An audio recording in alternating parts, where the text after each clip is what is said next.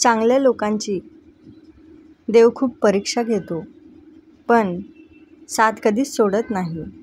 आणि वाईट लोकांना देव खूप काही देतो, पण साथ कधीच देत नाही. श्री स्वामी समर्थ. सर्व बंधू आणि भगिनींचे आपल्या चॅनलमध्ये स्वागत आहे. जेव्हा तुम्ही एखाद्या 5 स्टार हॉटेलमध्ये जाता किंवा वॉटर पार्कमध्ये जाता, तेव्हा स्विमिंग पूलमध्ये एक गोष्ट कॉमन असते, ती म्हणजे त्यातील निळ्या रंगाच्या टाईल्स. आता प्रश्न असा पडला असेल की जगभरात स्विमिंग पूलच्या टाईल्सचा रंग फक्त निळाच का असतो?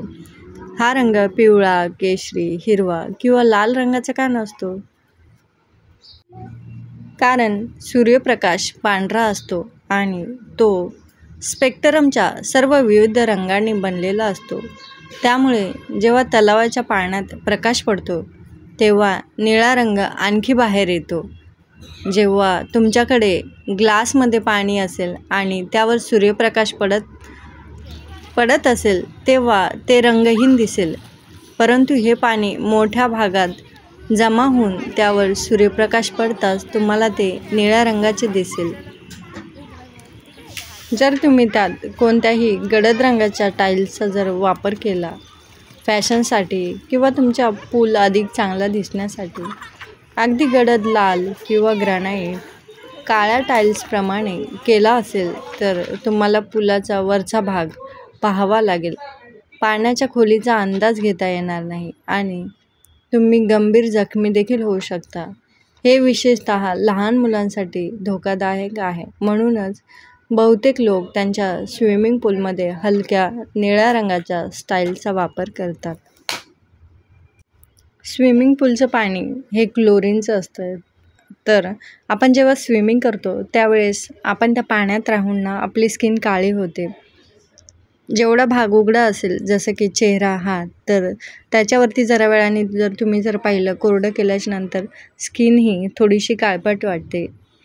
तर यावरती उपाय म्हणून अशा वेळेस जेव्हा आपल्याला स्विमिंग करायचे आहे त्यावेळेस आपण थोडंसं लोशन, जो काही आपला उघडा भाग असतो, चेहरा, हात, पाय, त्यांना लावून आपण नंतरच स्विमिंग करावं. म्हणजे काय होईल की त्या क्लोरीनचा जेवढा इफेक्ट आपल्या डायरेक्ट स्किनवरती होणार नाही.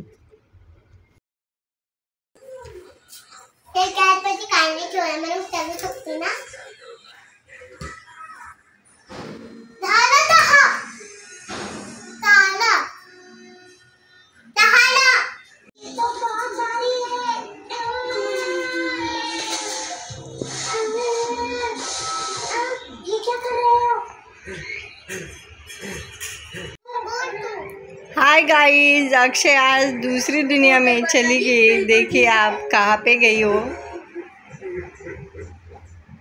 क्या है ये?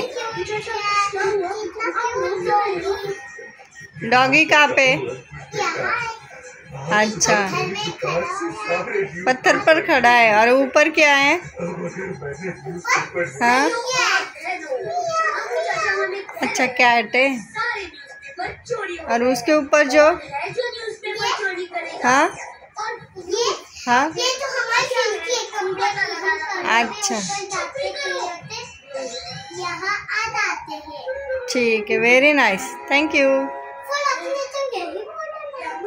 हाँ, वो क्या है रेड कलर का? हाँ,